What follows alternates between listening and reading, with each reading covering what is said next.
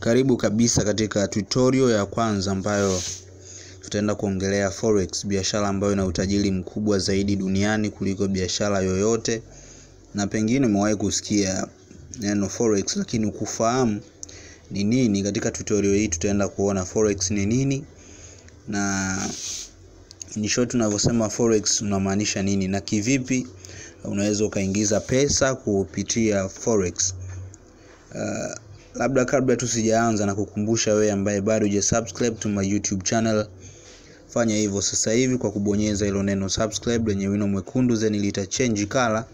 Na kama unahitaji notification ya kila siku kuweza kuletewa katika simu yako pale ambapo naweka video mpya, basi gusa kengele hiyo. Ningependa kuanza kwa kutoa maana ya Forex. Na hili ni neno la kigeni ambalo lina maana ya foreign exchange, yani walichukua neno for, herufi tatu za mwanzoni za neno foreign, then wakaja wakaunganisha na herufi mbili za neno exchange na wakapata neno Forex. Lakini ukiachana na hiyo, Forex ina majina mengine tofauti, na wazoefu au professionals ambao tayari wamebobea katika Forex wanatumia neno FX. Lakini pia kuna wengine wanachukua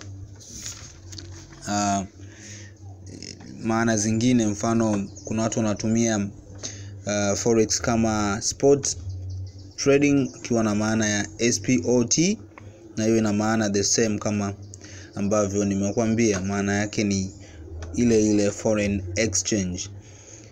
Soko la Forex ndio soko kubwa zaidi duniani, na Forex market ni kubwa zaidi na volume kubwa zaidi, about 4 trillion, yani dola trilioni 4 za Kimarekani. Ukiconvert kaja kibongo inakuwa kubwa zaidi, kwa sababu hii ni statistics ya siku moja, ambapo soko hili kuna mzunguko wa zaidi ya trilioni 4 za dola za Kimarekani kwa siku moja.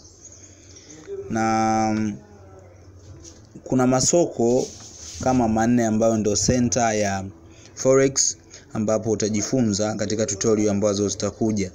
Watu wengi wanajiuliza katika Forex ni vitu gani ambavyo tunajifunza, au katika Forex je, ni vitu gani ambavyo tuna trade, tunauza nini katika Forex? Jibu rahisi ni pesa, it is money, kwa maana ya kwamba utanunua na kuuza. Nikupe mfano tu wa kila siku ili kuweza kuelewa maana ya Forex.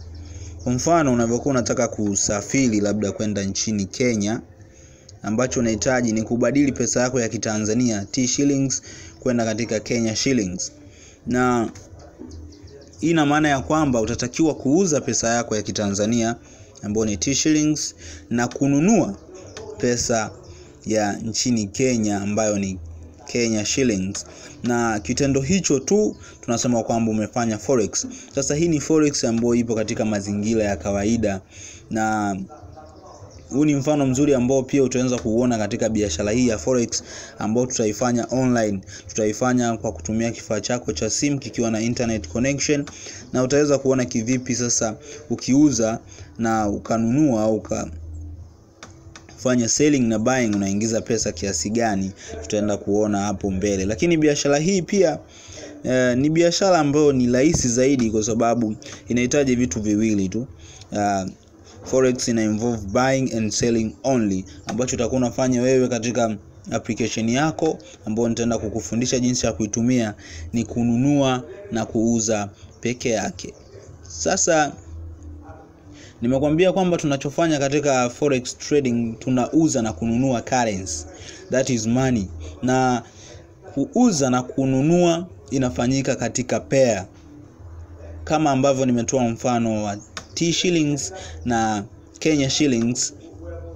Hiyo tayari ni pair, therefore Forex trading lazima iwe katika pair. Kwa mfano unaweza kukuta ni T shillings stroke Kenya shillings, so hiyo ni pair. Pia unaweza kukuta kuna euro then stroke USD, na nitaenda kukuelekeza kirefu cha haya maneno ambayo nayatumia na hizi pairs zina maana gani, na tunavyosema USD au euro tunamaanisha nini. Sasa miaka ya nyuma forex iliweza kufanyika na huge institutions, tunamaanisha mabenki makubwa, lakini pia organization au institutions ambazo zilikuwa kubwa sana kwa sababu ilihitaji pesa kubwa sana. Lakini miaka ya karibuni forex imeweza kurahisishwa, na sasa mtu yoyote yule anaweza akahusika katika biashara hii ambayo ina utajiri mkubwa zaidi duniani kwa msaada wa broker au dalali, jina jingine tunaita dealer. Na tutaenda kuona aina tofauti ya brokers au dealers na sifa ambazo wewe utazitumia kuweza kuchagua broker, kwa sababu unavyoanza forex moja ya vitu muhimu sana ni chaguo sahihi la broker. Lakini hawa broker wenyewe ambacho wanatusaidia sisi, wanatupa kitu kinaitwa leverage, ambapo pesa yako ambayo utaiweka basi inakuwa inaongezewa amount fulani ili uweze kuhusika katika forex trading, kwa sababu ni soko ambalo linahitaji a large quantity of money na lazima uwe na pesa kubwa zaidi, na hawa broker wanatuongezea katika akaunti zetu zile pesa. Lakini leverage pia japokuwa unaongezewa, ina disadvantage na faida zake ambazo tutaenda kuziona. Kwa hiyo lazima uwe very careful pale ambapo unakuwa unafanya trading. Na kukumbusha tena wewe ambaye bado hujasubscribe, ni vizuri kusubscribe sasa hivi ili uweze kupata tutorial hizi kwa urahisi zaidi.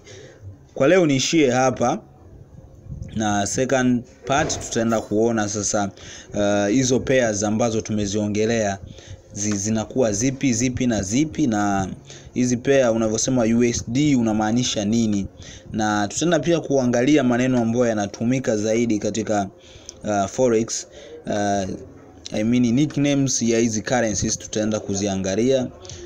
Na bila shaka utakuwa umepata knowledge kidogo kwa tutorial hii. Na kukumbusha kusubscribe to my YouTube channel Frado FX Academy, na napatikana katika namba 0754958520 kwa yule ambaye anahitaji mafunzo.